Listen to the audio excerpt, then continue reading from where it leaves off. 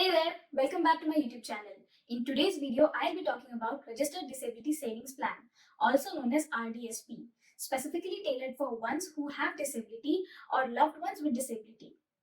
A Registered Disability Savings Plan is a government program in Canada designed to provide long-term financial security for individuals with disabilities. If you're interested in learning more about RDSP and how it can benefit you and your family, then hang on till the end. So let's get started. So what is RDSP and who is eligible to apply for RDSP? RDSP is a unique savings program introduced by Canadian government for individuals with disability and their family as a way to accumulate funds and access various government bonds and grants to enhance their savings. The eligibility criteria for RDSP is different from other registered plans. It is divided into who can become a beneficiary for an RDSP and who can open an RDSP. Let me firstly tell you who can become a beneficiary for an RDSP and then we'll come to the later part. An individual can be designated as the beneficiary of an RDSP if they meet the following criteria. The individual must be a Canadian resident and should have a valid social insurance number. He or she should be below the age of 60. Additionally, the individual must be eligible for disability tax credit certificate, which further confirms their disability status. Now coming back to the later part, if beneficiary is below the age of majority, which is defined as the point at which one reaches the age of 18 or 19 years old, according to the beneficiary's location of residence, a qualifying individual can open an RDSP for the beneficiary and become the holder if that individual falls in any of the categories. Firstly, a legal parent of beneficiary. Secondly, a guardian, tutor, or curator of the beneficiary or another individual who is legally authorized to act for the beneficiary. Lastly, a public department, agency, or institution who is legally authorized to act for the beneficiary. You heard me talking about disability tax credit. So let me give you a quick rundown on what DTC is. The disability tax credit, which is DTC, is designed to alleviate the income tax burden for individuals with physical and mental impairments along with their supportive family members. The primary objective of this credit is to mitigate some of the financial challenges that comes along with the impairments. It is important to note that should the total DTC value exceeds an individual total tax liability, any surplus credit will not be reimbursed by Canada Revenue Agency. As of 2022, approved applicants aged 18 or above are eligible to avail the core disability amount of $8,870. Meanwhile, for those who age 17 or younger, the option to claim $8,870 of disability amount is accompanied by additional $5,174 as a supplement for the children with disabilities, resulting in a combined total of $14,044. The DTC process involves applying for credit first, followed by claiming it. The first step involves the collaborative effort between you and a certified medical professional to verify the impact of impairment. To initiate this process, you will need to complete the form T2201, which is Disability Tax Credit Certificate. In the case, the person with impairment or their legal representative can complete the Part A of the form. If you opt for digital submission, you will receive a reference number, while if you opt for paper submission, you will need to print it out. Subsequently, the Part B will be filled out by a medical practitioner. Once the Part B is finalized, the digital form will be automatically submitted to CRA. For paper submissions, either the applicant or medical practitioner can send the form to CRA by mail. Once your application receives approval from CRA, the second step is to include the disability amount as a credit in your tax return. When it comes to contribution, RDSP allows both beneficiary and their family members to contribute to the plan. While there is no annual limit, there is a lifetime maximum limit of $2,000 for each RDSP. Contributions are permitted until the end of the year in which beneficiary turns 59. Contributions to RDSP are not tax deductible, but the growth within the plan is tax sheltered until the withdrawals are made. One of the significant advantages of RDSP is availability of government grants and bonds.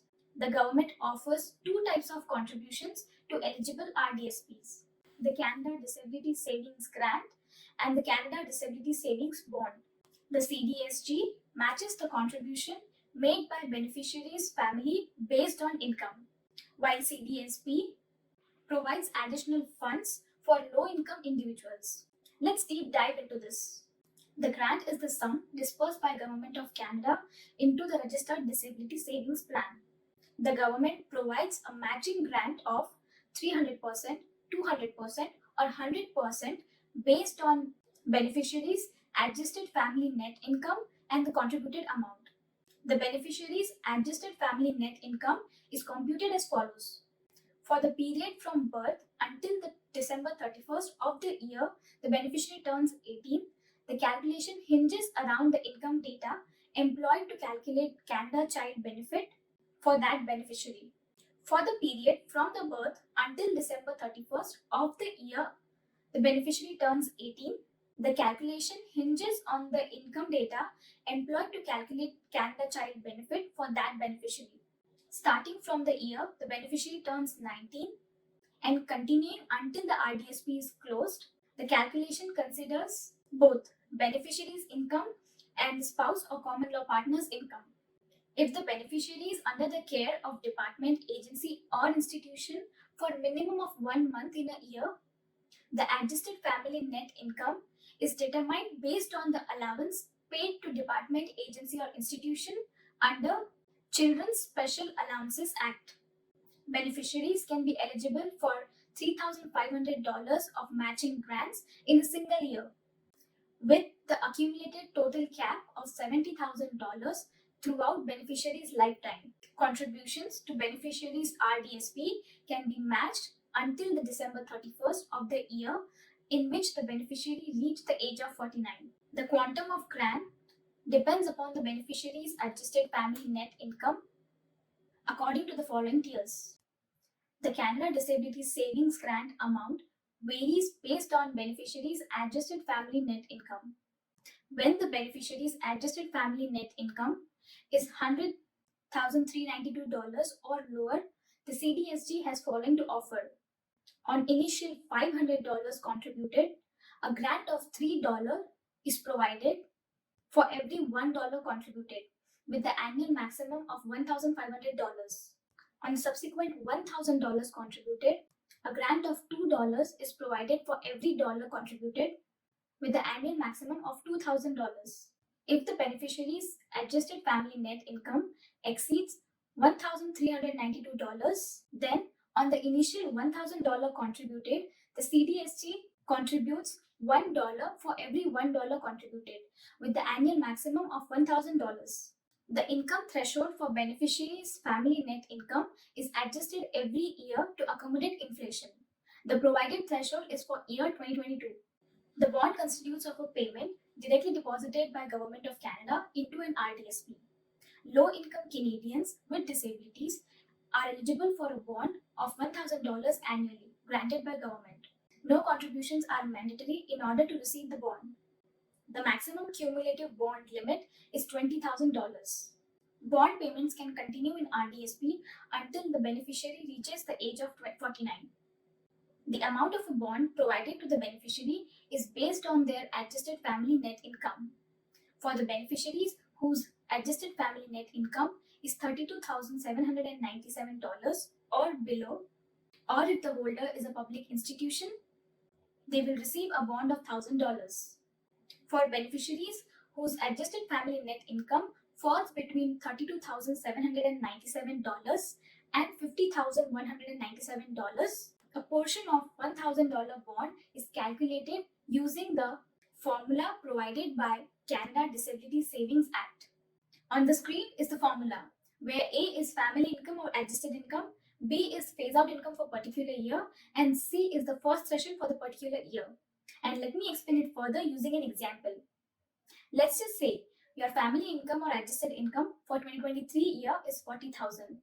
In that scenario, the value for B, which is phase-out income, will be $32,797, and the value of C, which is first threshold, will be $50,197. If we plug all these values into the formula, the answer that we will get is $586.03, which is the amount you will be receiving.